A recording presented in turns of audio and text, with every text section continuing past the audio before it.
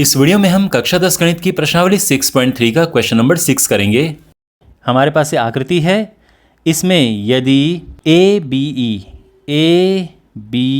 ई ये वाला जो त्रिभुज है ये सर्वांग सम है ए सी डी के, ये त्रिभुज सर्वांग सम दिए हैं, तो हमने दर्शाना है कि ए डी ई यानी ये जो त्रिभुज है, देखो ये सर्वांग सम है, ये ध्यान में रखना, ठीक है। कौन कौन से त्रिभुजों की बात की है, मैं इनको यहाँ से हटा रहा हूँ।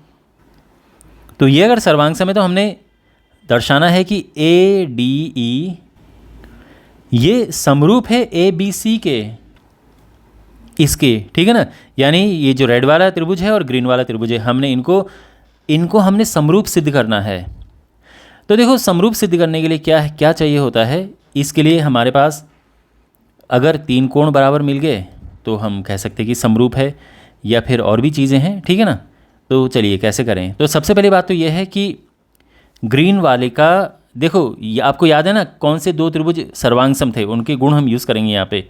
एक तो ये वाला, ये, और दूसरा ये वाला।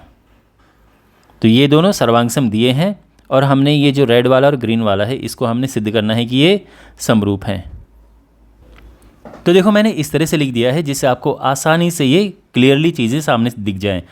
इसमें जो बाएं वाला है ये तो दिया है, ये दिया है क्वेश्चन में, और ये हमने सिद्ध करना है। दिया है कि ये सर्वांग सम है और सिद्ध करना है कि ये वाले जो त्रिभुज हैं जो ग्रीन एंड ये वाले समरूप सिद्ध करने हैं। ओके, जैसे मैंने आपको बताया समरूप सिद्ध करने के लिए हमारे पास यहाँ पर जो तीन नियम है ना, एक तो एंगल है, फिर साइड एंगल साइड है, या साइड, ये इनमें से कोई एक चीज़ पूरी होनी चाहिए। अब दो एंगल बराबर करना, दो कोण बराबर करना यहाँ पे संभव है नहीं। एक कोण तो बराबर है क्योंकि ये वाला जो कोण है ये इस रेड वाले त्रिभुज के लिए और ग्रीन वाले त्रिभुज दोनों के लिए ये कॉमन है, एक जैसा है, तो ये तो ठीक है। लेकिन दूसरा कोण हम यहाँ पे बराबर नहीं ला सकते हैं, नहीं ला पाएंगे, तो ये तो नहीं लगेगा। अब दूसरा वाला, इसकी संभावना यहाँ पर देखते हैं। तो यहाँ पर क्या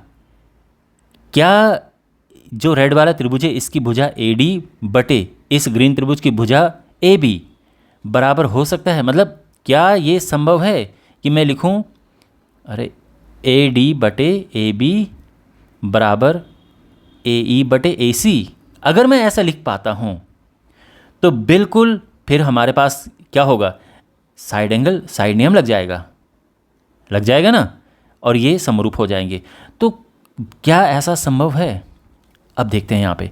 तो पहली बात तो यह है कि यहाँ पर चूंकि त्रिभुज, ये दो त्रिभुज जो ग्रीन वाला और रेड वाला ये आपस में सर्वांग सम है, चूंकि त्रिभुज ए बी ई सर्वांग सम है त्रिभुज ए सी डी के, इसीलिए अब क्या होता है सर्वांग सम त्रिभुजों में कि संगत भाग बराबर होते हैं, ठीक है। तो हम ये कह सकते हैं कि जो ए डी है ये बराबर है ए ई के, जिसको हम कहते हैं सी पी सी टी, याद है।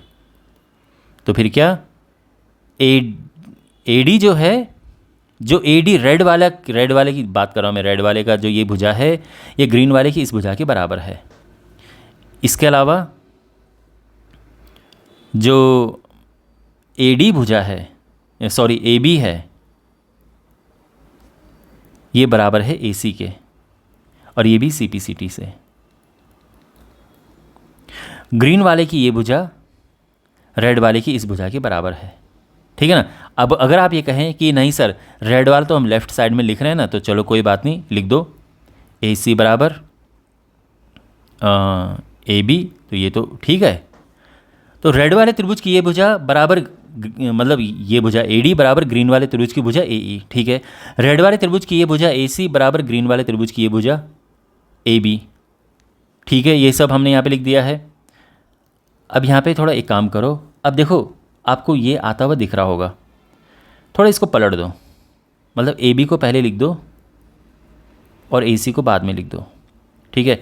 अब ये है समीकरण नंबर 1 और ये है समीकरण नंबर 2।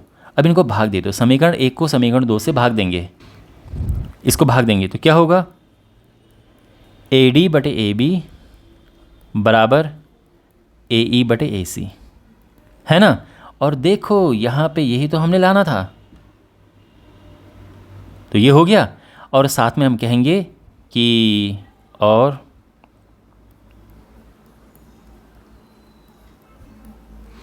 साथ ही कोण DAE बराबर है कोण BAC के, क्योंकि कॉमन है दोनों के लिए, एक ही कोण है वो। तो इसीलिए हम इस निष्कर्ष पर पहुंच सकते हैं कि त्रिभुज ADE यानी ये रेड वाला त्रिभुज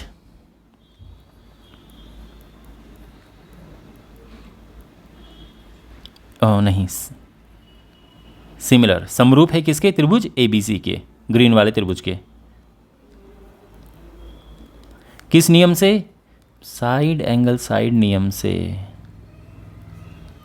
ठीक है, तो आई होप आपकी ये सॉल्यूशन भी समझ आया होगा, ये सिद्ध हो चुका है।